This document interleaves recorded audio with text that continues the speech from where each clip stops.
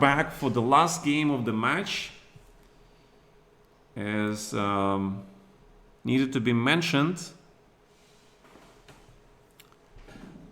This last portion, the match was in 3 portions. They had to play in 3 different cities. The first city was New York, and actually Zukertort, I think, done really well there. He had an advantage after that portion of the match done. Then they moved to St. Louis, and that's where the things started to go south for Mr. Zukertort, because after that stage of the match was done, Steinitz was actually leading +1 point. And the last stage of the match, the last games were played in good old New Orleans, right? And this is where Steinitz completely just obliterated Zukertort. So I would say that, you know, Zukertort was probably famous for his unstable psyche or something, and at this point he was already down, though he still played some brilliant chess.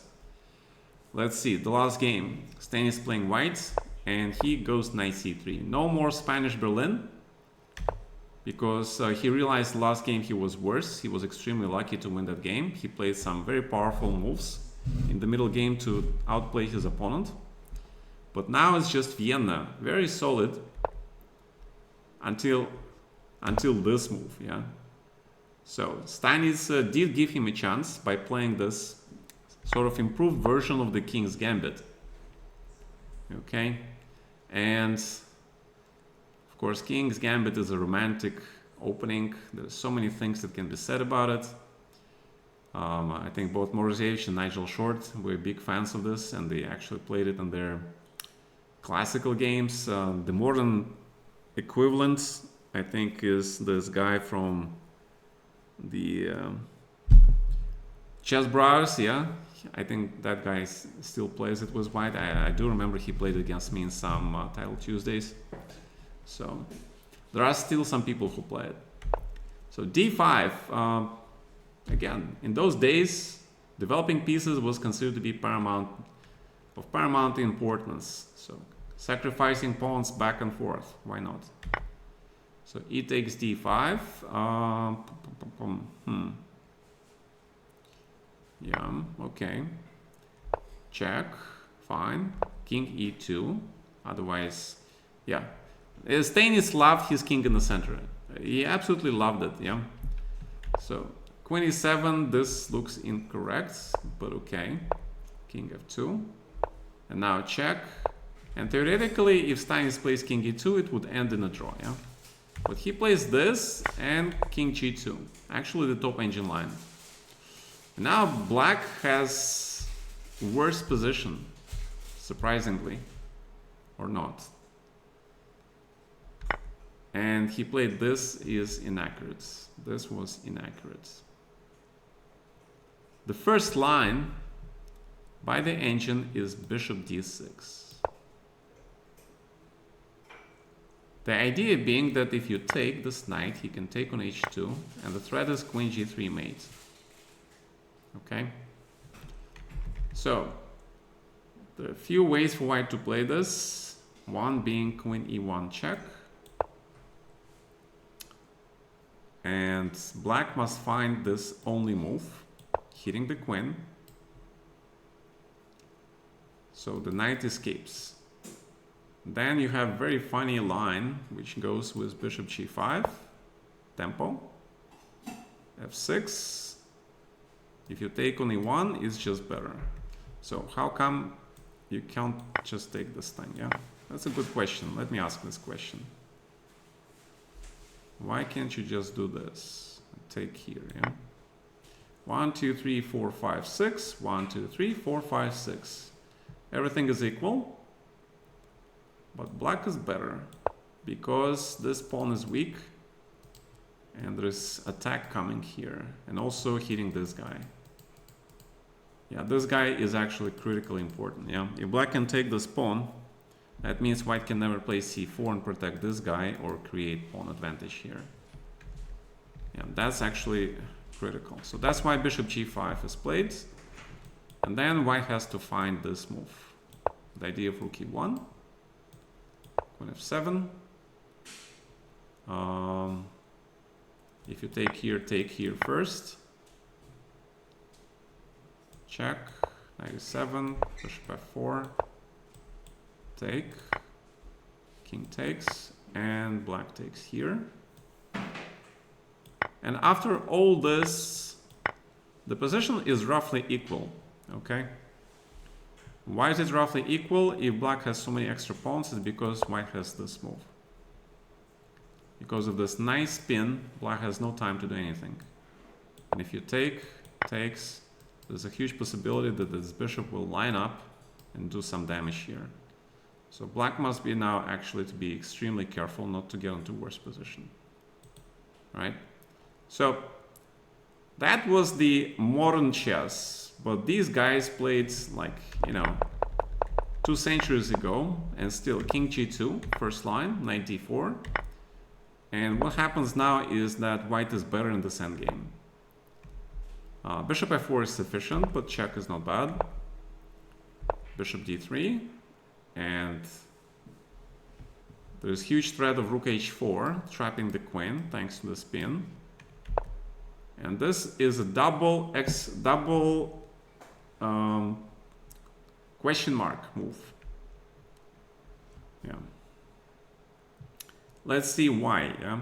So you need to stop rook h4. How do you do that? White has full compensation for the pawn. His pieces, his king is safe. Pieces are very active. This knight is like hanging by the thread.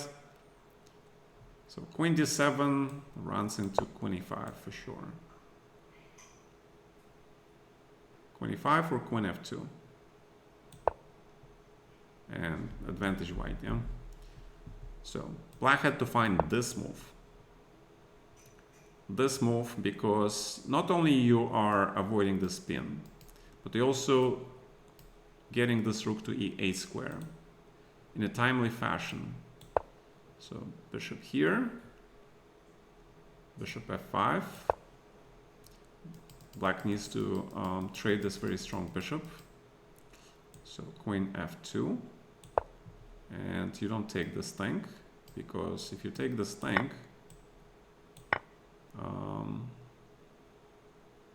what's gonna happen? Yeah, good question. Take, knight f3, the threat is knight e5. White has rook c1 coming, bishop c7, d6, and let's take a look here, and rook h4 anyway. Yeah, f5, bishop c7. Yeah, so black coordination is completely busted. He's playing rook down and white centralized. So advantage white, okay? Again, you have to be very, very precise. So here after queen f2, black must play this. You need to keep this knight alive. Gotta keep this knight alive, man. Because now black is fine. Because now you finish the developments, extra pawn, life is good for black. So, that was the move. Instead he plays this, and after knight f3, white has almost winning advantage because another threat to trap the queen. And after this inaccuracy, the game probably cannot be saved. It's +3 for white, bishop f4, queen is trapped, f6, knight e4, actually first line, threatening d6, but also knight f2. And a nice petite combination. The point being, if you take with the knight, rook takes, knight f6. Again, thanks to the spin, black loses the queen. Okay, so black just gave up the piece. That was actually played, yeah. Oh, and he resigned the game. And after resigning, black congratulated Steinitz was winning the match and getting the title of the world chess champion. Very short game. I would say that Steinitz calculated well. His opponent was in a complete disarray. His state of mind, he lost like 3 games. This was his 3rd loss in a row. He realized his opponent was extremely vulnerable, and he finished him off in style, yeah, with a tactical display.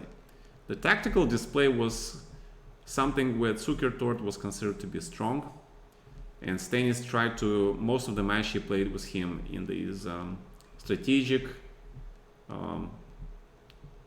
chess, but for the final game Steinitz just went for this sharp line and his opponent just couldn't handle it. Yeah. All right, that was very interesting match. Hey Andromeda. Yeah, these guys played fantastic chess actually. When I first discovered these games and I saw that they played Berlin, and then I realized where Kramnik got all those ideas from. Okay, it's actually from 2 centuries ago. These guys played openings that are pretty much actually played today at the top level. Berlin, Queen's Gambit, Decline, and everything.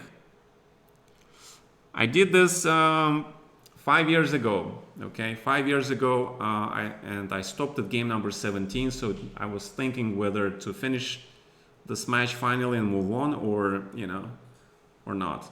So I decided just today to go ahead and finish this match, and so I can start something new. So the next match we'll do another day, because this is the 3rd game I've done. Okay, and one of the plans that I mentioned to Pavel also was that I'm gonna try to pick up some contemporaries of these guys and look at some of their games, live formats, and show it to you people, along with the live analysis, of course. And so you guys can enjoy it and understand that the chess is the game. People played it absolutely wonderfully 2 centuries ago. Okay. All right. Thank you for coming. Thank you for staying and watching, and thank you for your comments. And watch next week sometime, and I'm gonna start doing either the player or the another match. For the another match, they have this championship matches on Lichess, which is very useful format for me.